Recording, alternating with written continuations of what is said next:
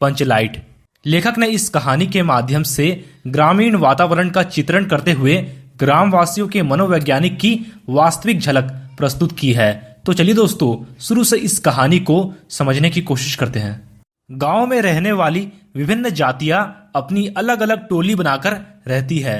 उन्हीं में से महतो टोली के पंचों ने पिछले 15 महीने से दंड जुर्माने के द्वारा जमा पैसों से रामनवमी के मेले से इस बार पेट्रोमैक्स खरीदा था।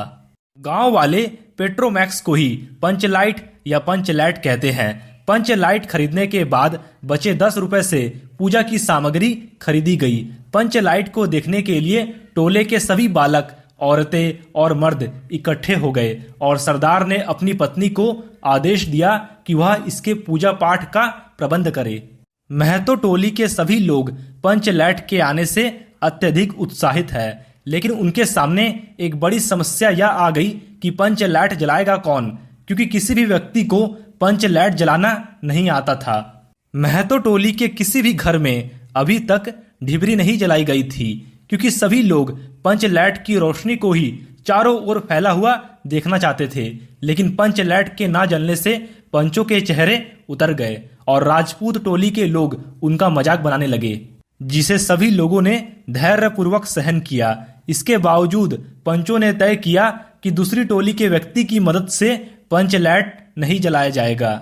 इधर गुलरी काकी की बेटी मुनरी गोधन से प्रेम करती थी और उसे पता था कि गोधन को पंचलैट जलाना आता है, लेकिन पंचायत ने गोधन का हुक्का पानी बंद कर रखा था। इसके बाद मुनरी ने अपनी सहेली कनेली को और कनेली ने यह सूचना सरदार तक पहुंचा दी कि गोधन को पंचलैट जलाना आता है। फिर सभी पंचों ने सोच विचार करके अंत में यह निर्णय लिया कि गोधन को बुलाकर उसी से पंचलैट जलवाया जाए। फिर सरदार द्वारा भेजे गए छड़ीदार के कहने से नहीं आने पर गोधन को मनाने गुलरी काकी गई। तब गोधन ने आकर पंचलैट में तेल भरा और जलाने के लिए स्पिरिट मांगा, लेकिन स्पिरिट के अभाव में उसने नारियल के तेल से ही पंचलैट जला दिया। पंचलैट के जलते ही टोली के सभी सदस्यों में खुशी की लहर दौड़ गई। लोगों ने एक स्वर में महावीर स्वामी की जय ध्वनि की और कीर्तन शुरू हो गया।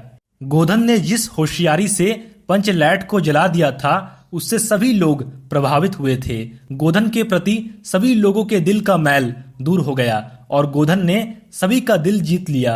इसके बाद मुनरी ने बड़ी हसरत भरी निगाहों से गोधन को देखा। सरदार ने गोधन को बड़े प्यार से अपने पास बुलाकर कहा कि तुमने जाति की इज्जत रखी है, और अंत में गुलरी काकी ने गोधन को रात के खाने पर आमंत्रित किया। गोधन ने एक बार फिर से मुनरी की ओर देखा और नजर मिलते ही लज्जा से मुनरी की पलकें झुक गई। तो दोस्तों, इस वीडियो को लाइक और शेयर करके आप हमारा आत्मविश्वास बढ़ा सकते हैं।